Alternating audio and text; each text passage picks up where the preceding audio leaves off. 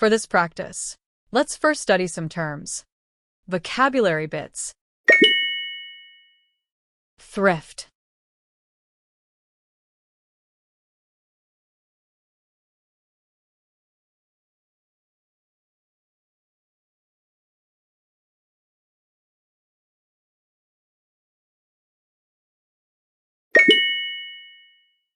Indulgent.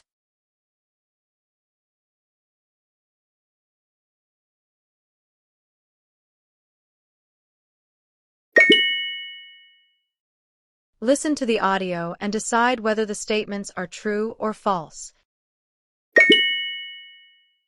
A culture's orientation to time falls on a continuum between long-term and short-term.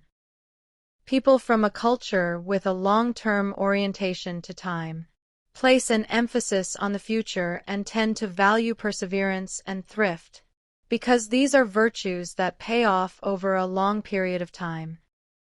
A long-term time orientation also implies a greater willingness to subordinate oneself for a larger purpose, such as the good of society or the group pressure towards spending rather than saving, as well as a respect for traditions. Cultures or societies with a long-term time orientation include many Asian cultures such as China, Hong Kong, Taiwan, and Japan. In contrast, a culture that tends to have a short-term time orientation values spending rather than saving because of a focus on the immediate rather than the future, tradition, because of the value placed on the present and the past, and preserving face of both self and others, making sure that an individual is respected and that his or her dignity is upheld. Short-term cultures also expect that results will soon follow the actions and effort expended on a task. These kinds of cultures place a high value on social and status obligations. Short-term time orientation cultures include Pakistan, the Czech Republic, Nigeria, Spain, and the Philippines. Both Canada and the United States are closer to short-term rather than long-term time orientation, which suggests an emphasis on valuing quick results from projects and greater pressure towards spending rather than saving, as well as a respect for traditions.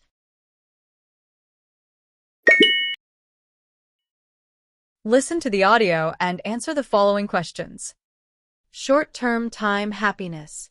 Indulgent and restrained.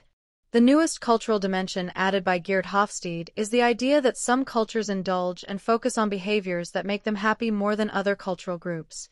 These more indulgent cultures desire and expect freedom and happiness. They also tend to value freedom of speech and place a high value on leisure activities and sports. The United States, Canada, Mexico, Brazil, and Australia are examples of more indulgent cultures. Cultures that are more restrained do not necessarily expect to have all of their needs met to achieve happiness. They are less likely to remember positive emotions and have fewer expectations about participating in leisure activities, including sports.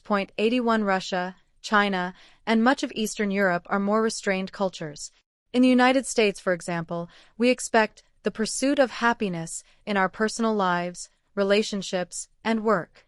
As an American, if you are not happy with work or with a relationship, you are more likely than someone from a more restrained culture to leave and seek happiness somewhere else.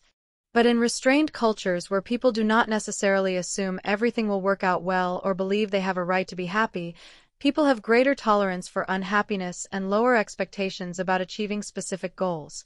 There is less data to support this newest cultural dimension, but Hofstede has been including it in his latest research results as yet another dimension of our mental software. Are these concepts new to you? Do you see the relation the author establishes between indulgent and restrained cultures? Do you think indulgence and restraint can vary even at a neighborhood level from one doorstep to the next?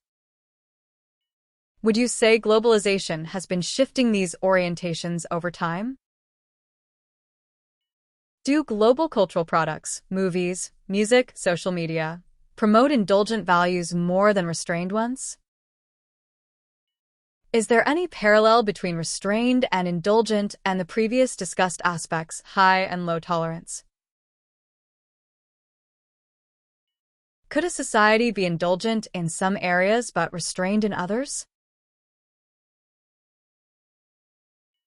How might globalization influence whether a culture becomes more indulgent or more restrained over time? Can constant exposure to online content help shift this disposition? Is it possible for the American culture to create both advantages and challenges in society simultaneously? With the ongoing wars and a more divisive West and East, do you think we're likely to experience a cultural clash with... Wow, you've made it to the end of this. Cheers to a very dedicated student.